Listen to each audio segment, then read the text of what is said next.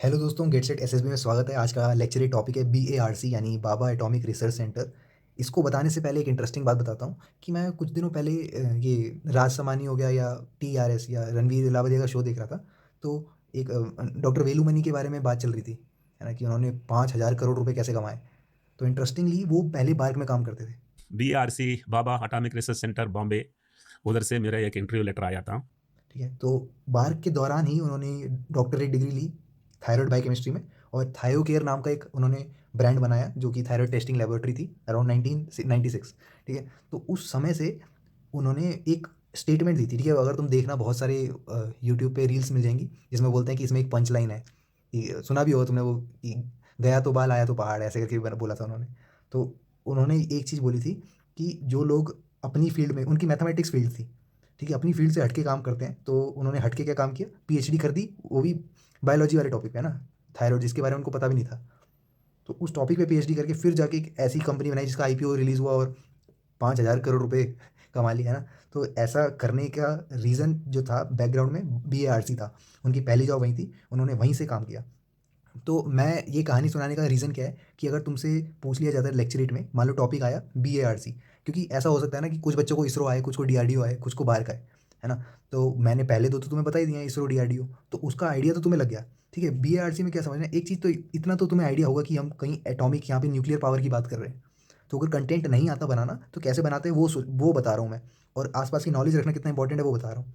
तो थायराइड से एक चीज़ समझ में आया कि ये बीमारी का इलाज भी करने के लिए ऑर्गेनाइजेशन है। हम सोचते हैं सिर्फ न्यूक्लियर की बात हो रही है ना, तो न्यूक्लियर पावर तो जनरेट कर रहे हैं। ठीक है, पहली चीज़ ये हो गई। सेकंड चीज़ ये हो गई कि अगर न्यूक्लियर पावर जनरेट हुई तो कोई रिएक्टर का यूज़ हो रहा होगा, तो रिएक्टर्स के बारे में भी पता होना चाहिए। तो कुछ पॉइंट्स हैं जो कि हमें कंटेंट लिखने पे या कैसे बोलना है, अगर हमें कम नॉलेज है, उससे अराउंड चीज़ें पकड़ने में हेल्प करते हैं।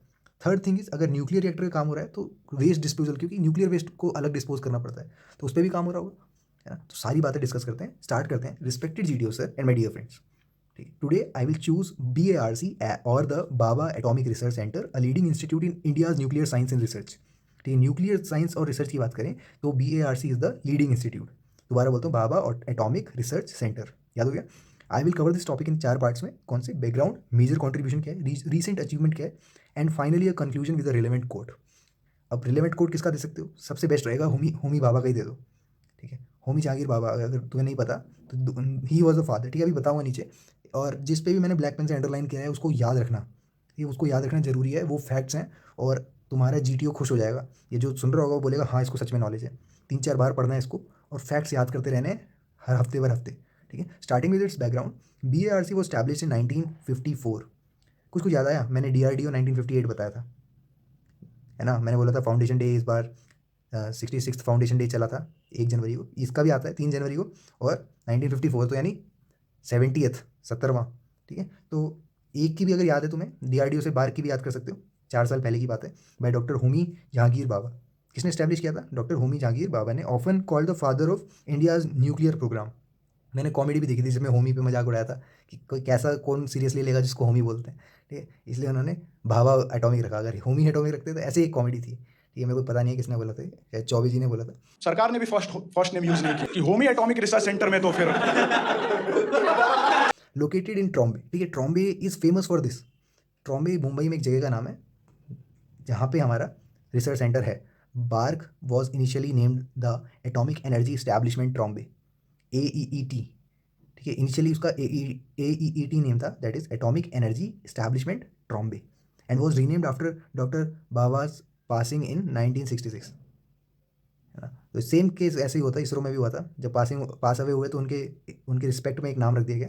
The primary role of BARC is to advance nuclear science, nuclear science को बढ़ावा देना। ये भी हम स्टार्टिंग कर रहे हैं, focusing on atomic research for peaceful application.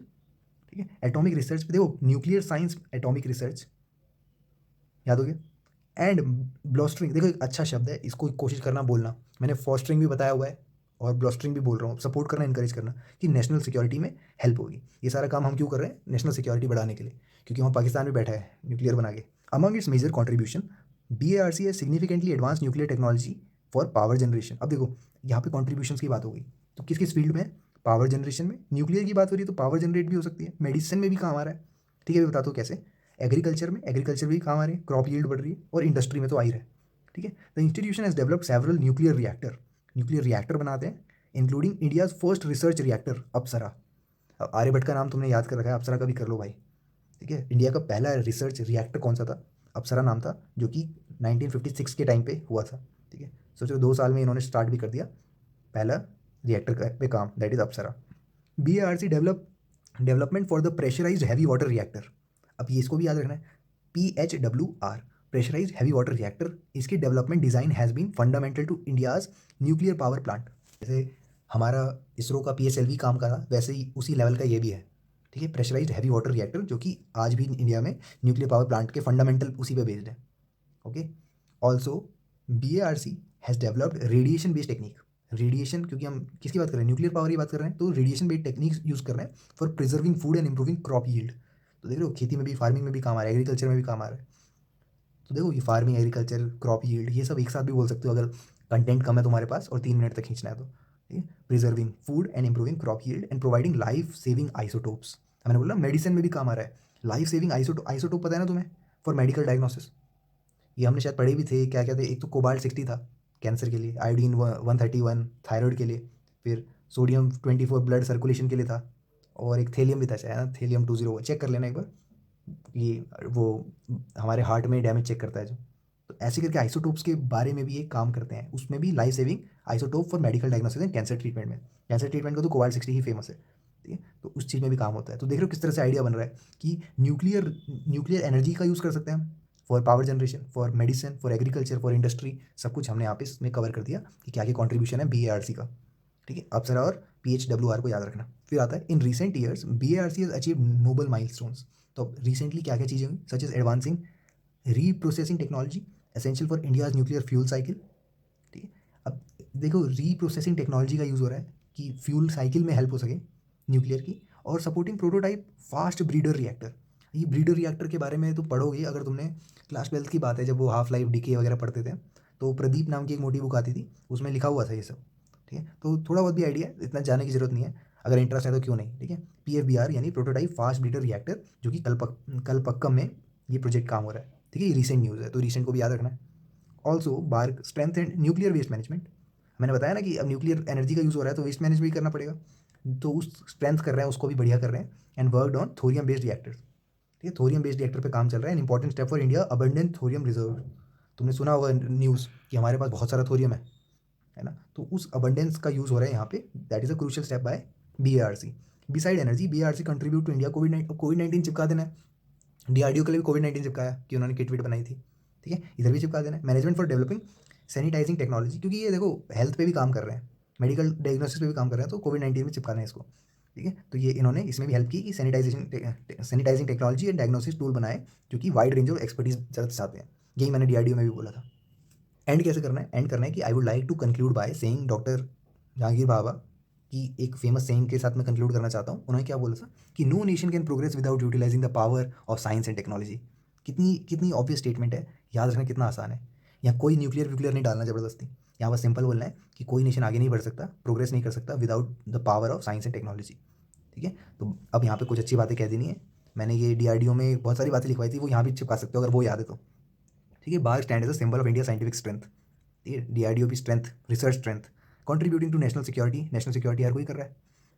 Sustainable energy, health care, it will continue to shape India future. Thank you, ठीक है। जैसे मैंने DRDO के फैक्ट्स बताए थे, बार के भी फैक्ट्स देख लो। श्री विवेक भाई सिंह जो है वो डायरेक्टर हैं, चेयरमैन बोल लो इनको। इनका बजट, इस बार का बजट है हमारा 4,086 करोड़, जो कि कम है हमारे DRDO से। डेफिनेटली DRDO बहुत सारी चीज़ों पे काम करता है, इसका डोमेन छोटा है। फिर है डिपार्टमेंट ऑफ एटॉमिक एनर्जी है, DAE, और 2024 का थीम था कि atoms for society securing water food and health, ठीक है। और फाउंडेशन डे मैंने बोल ही दिया था पहले ही कि उसका 1 जनवरी को आता है, इसका 3 को, और 66 मनाया था, उसमें 70th मना रहे हैं, ठीक है। चलो फिर।